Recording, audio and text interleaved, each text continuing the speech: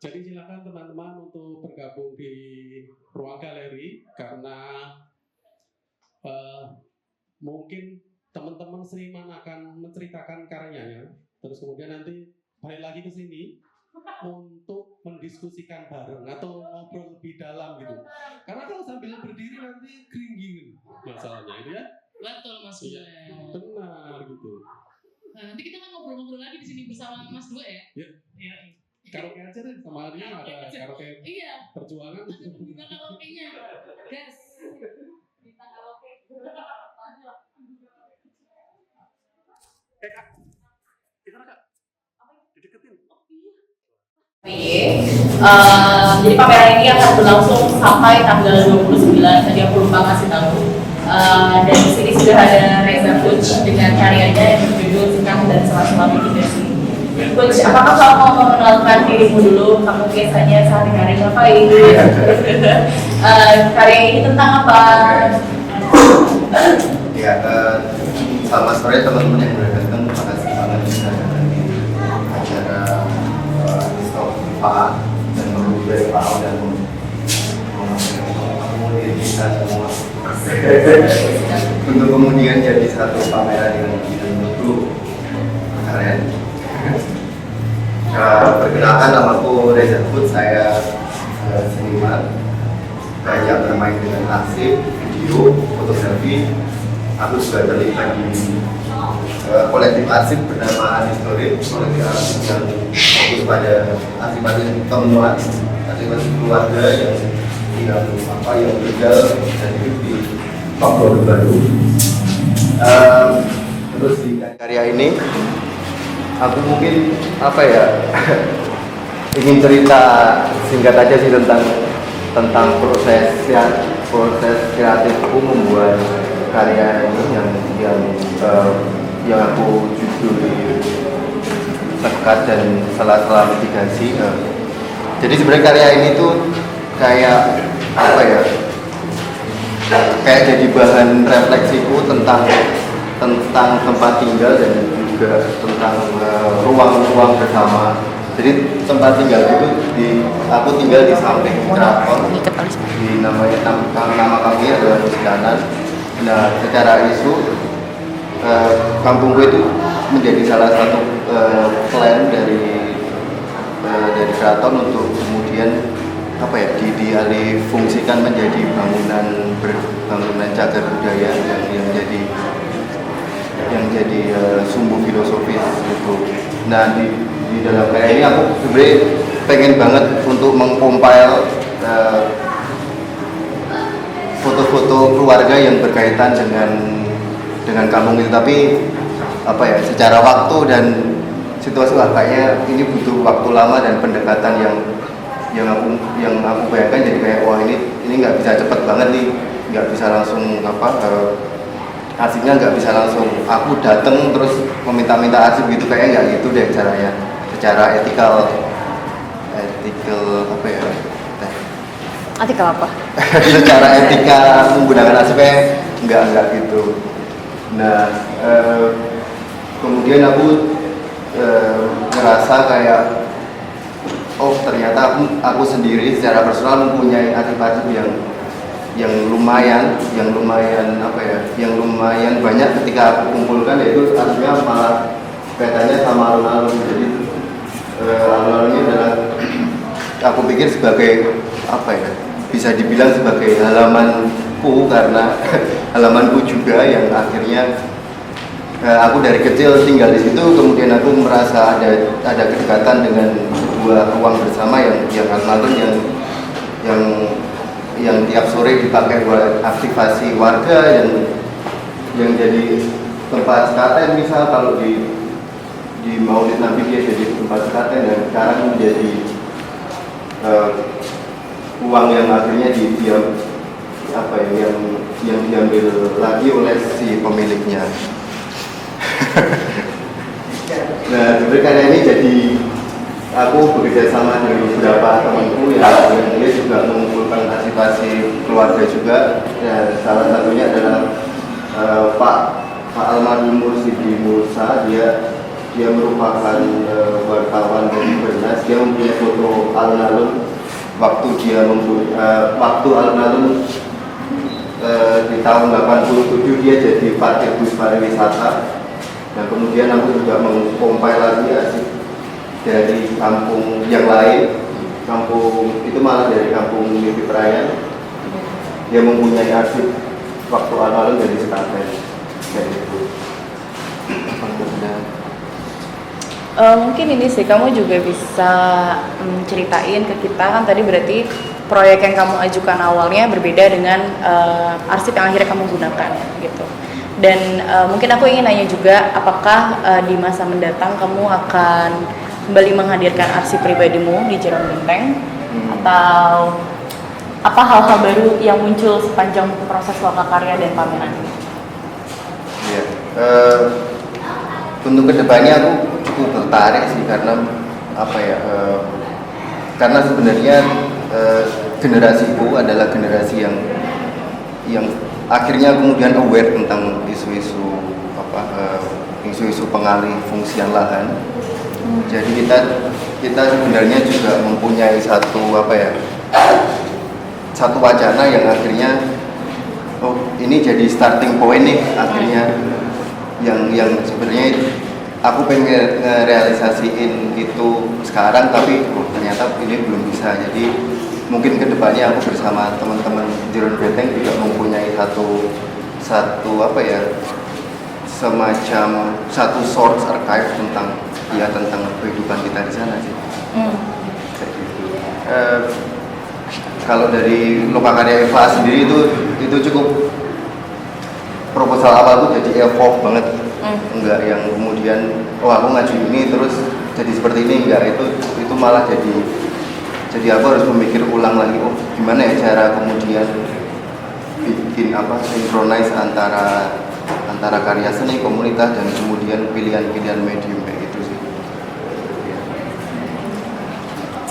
Ada teman-teman yang mau menanyakan atau memberi tanggapan terhadap karyanya Reza? Kalau tidak ada, kita bisa move ke karyanya dia dulu, nanti tanya jawabnya tetap bisa dilakukan. Silakan. Thank you Reza. Terima kasih. Secara singkatnya, nah kemudian kenapa sih kali ini aku sempat mengajukan untuk bisa ikut Lokakarya bersama IPA gitu untuk kali ini, karena kembali awalnya banyak cerita-cerita dari pendengar yang sering aku bagikan bersama Yoga di tempat tinggal kami gitu. Bagaimana misalkan relasi-relasi yang terjalin antara penyiar dengan pendengar itu ternyata yang dulu mungkin agak berjarak, sekarang juga secara tidak langsung tetap berjarak, tapi punya pendekatan di situasi lain, terutama pendengar-pendengar yang selama ini bergabung di programku di pagi hari. Itu ada beberapa pendengar lansia. Nah, pendengar lansia inilah yang membuatku kayaknya, menarik ya kalau misalkan aku ngobrol di jalan. Awalnya tidak ada keinginan seperti itu, tapi bagaimana koneksi yang mereka coba hadirkan selama aku siaran atau di saat aku tidak siaran pun mereka mencoba mencari itu informasi dan lain sebagainya. Kemudian hal yang saya bagikan bersama Yoga pada saat itu adalah bagaimana di saat ada tema-tema yang coba dikeluarkan di saat siaran di tiap harinya gitu, banyak beberapa pendengar terutama lansia itu yang juga merespon tema-tema yang sebetulnya sudah, kalau mau dikatakan dengan generasi kadang cukup jauh gitu, tapi ada beberapa pendengar lansia ini yang ternyata cukup aktif memberikan responnya, bahkan mereka beberapa kali juga menyodorkan arsip-arsipnya lewat WhatsApp di mana kita coba terhubung, dan saat itu WhatsApp kantor yang digunakan gitu. Ada salah satu pendengar lansia di Purworejo, seorang ibu atau seorang lansia, seorang perempuan berusia 63 tahun, dan yang menurutku cukup bisa membukaku ingin lebih kenal lebih dekat adalah beliau sendiri menceritakan dirinya adalah seorang janda dengan 2 anak dari usia 31 tahun tanpa pengalaman kerja, seperti itu. Dan ternyata salah satu yang dia bicarakan, kenapa sih kok ibu masih mau dengerin radio, misalkan awalnya obrolan seperti itu, karena ya radio itu salah satu yang menemani saya, yang mana saya bisa beraktivitas di setiap kegiatan, terutama di pagi ke siang, di saat misalkan beres-beres rumah, kemudian sarapan, terus juga walaupun dia lansia, dia masih banyak aktivitas yang dilakukan di setiap harinya gitu. Kemudian di malam hari sebelum tidur, kebetulan ada satu program yang dia sukai di radio di mana saya berkegiatan, itu adalah rockstar, yaitu lagu-lagu yang memutarkan lagu-lagu rock dan juga alternatif rock seperti itu. Dan itu lagu yang dia sukai, dan lagu rock itu juga termasuk yang mengkoneksikan dia kembali ke radio di tahun 2019an.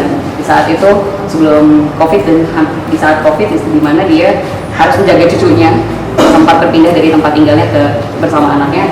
Itulah pertemuan dia kembali dengan radio setelah sekian lama bekerja sibuk untuk menghidupi keluarganya dan dirinya seperti itu. Kemudian akhirnya kami coba propose ke kita kalau aku pribadi saat ngobrol dengan Yoga bercerita bahwa apa yang kita ceritakan mungkin arsip-arsip yang mereka miliki juga itu juga sebagai satu arsip living archive yang bisa kita coba ulik bersama. Itu akhirnya kita propose di Lokakarya IPA ini, dan selama Lokakarya workshop awalnya pijakan kami di lansia dengan wah ini lansia yang kita coba ajak ngobrol kembali gitu di saat proses workshop.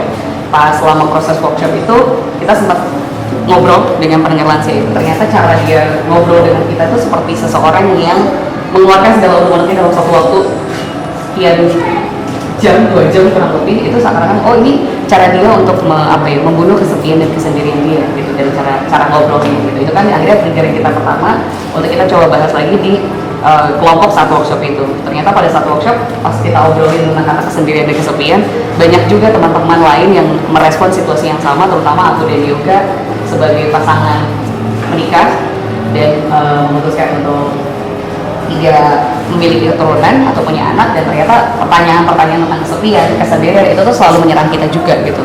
Bagaimana nanti kedepannya, ketuanya gimana, kalau sepi gimana. Dan kita pas ngobrol dengan teman-teman workshop ataupun di orang-orang di luar sana juga ternyata oh disentil sedikit dengan kata kesepian atau kesendirian itu langsung ada respon yang berbeda-beda. Akhirnya itulah yang membuat kita akhirnya oke, mungkin yang jadi garis besarnya adalah tentang kesepian dan kesendirian gitu.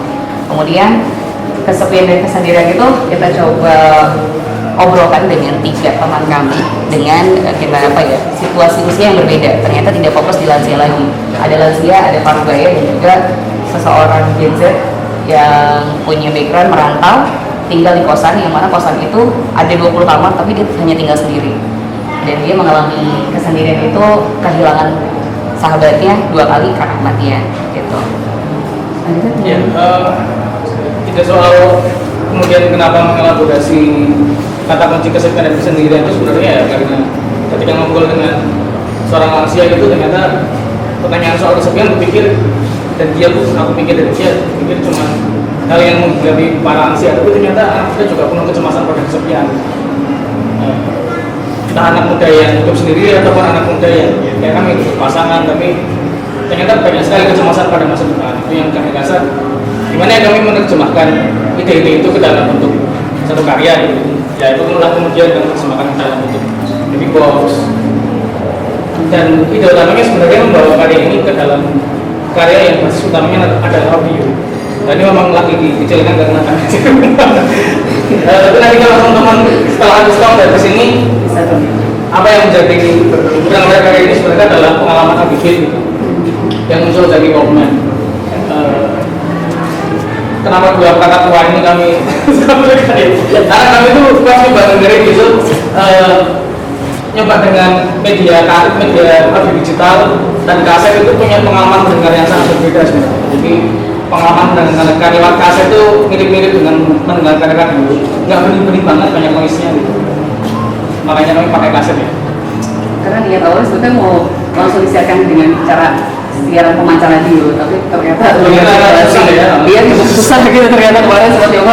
Itu susah kayaknya. Agak apalagi ternyata kalau kita lihat sekitar Jogja sendiri, kalau mau memancarkan kita harus nyangkut ke salah satu pemancar dari komunitas gitu. Ternyata di Jogja sendiri pas dicari di kota itu agak jauh ternyata untuk radio komunitas melihat situasi. Nah ternyata momen kesepian kesendirian juga nggak cuma melanda person atau individual, tapi bagaimana si industri atau media radio itu sendiri juga saat ini dibilang ramai tidak, dibilang sepi banget juga enggak. Itu juga ada situasi-situasi yang men-trigger situasi itu, dan mungkin kalau kita melihat romantisme di dalam kelompok sendiri itu juga ada unsur-unsur kesepiannya juga bisa terasa bagi terutama buat yang siaran pagi dan malam gitu. Ya, terus dari pertanyaan kami soal kesepian dan kesendirian tuh kayaknya kecemasan pada masa depan tuh karena kita nggak punya arsip dari masa depan. Arsip kan selalu datang dari masa lalu. Itu kayaknya kita kemudian selalu diserang oleh kecemasan karena kita nggak punya pegangan apapun. Agama mungkin nggak bisa.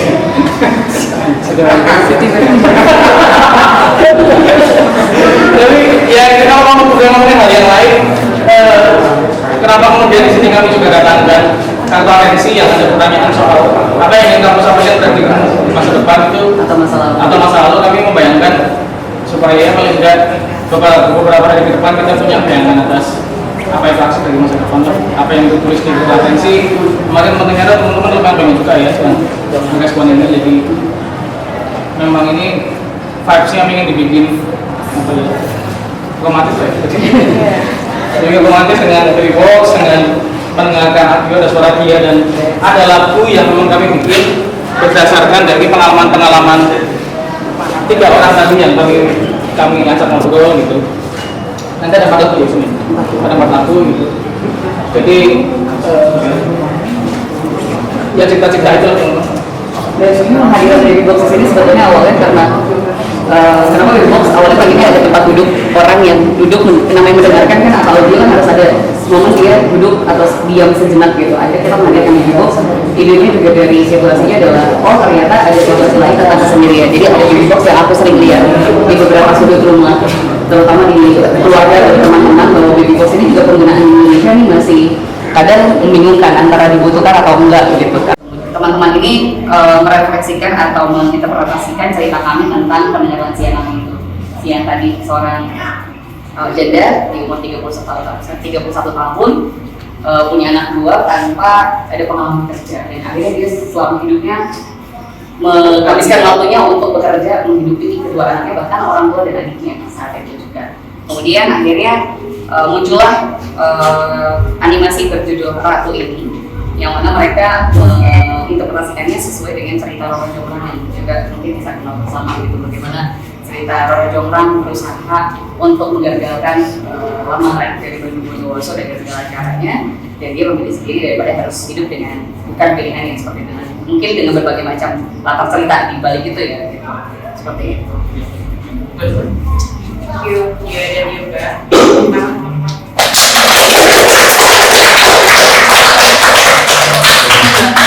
Aku mau konfirmasi, berarti dia masih ada di dalam kasetnya kan lagu ya? Ada narasi depan, berarti 4 lagu tadi yang kalian olah dari catatan ya. Soalnya ketika kalian cerita tuh, aku jadi mengingat pertama kali ketika kita lagi loading karya dan aku melihat baby box ini, yang aku langsung pikirkan adalah wah, sharebox. Yang aku langsung pikirkan adalah kayak bagaimana kesepian itu juga terkait erat dengan bagaimana kita merawat orang-orang di sekeliling kita, dengan bagaimana kerja-kerja yang produktif seperti merawat anak, lalu duduk mendengarkan radio dan berterhubung dengan pendengar-pendengar lainnya. Itu adalah kerja-kerja yang tidak selalu dilihat sebagaimana dengan kesepian itu sendiri. Kesepian itu sebagai sesuatu yang tidak tangible, tapi sebenarnya dia juga hadir secara nyata dalam keseharian. Nah, aku juga pengen nanya sama Yoga dan Dia, bagaimana kalian bisa membayangkan ada satu hal yang mengikat kesepian itu lintas generasi? Apa yang membuat dia lintas generasi menurut kalian? Dijawab sekarang. Kalau nggak mau juga nggak apa-apa sih. Biar kita langsung dulu ya, kita sama dulu.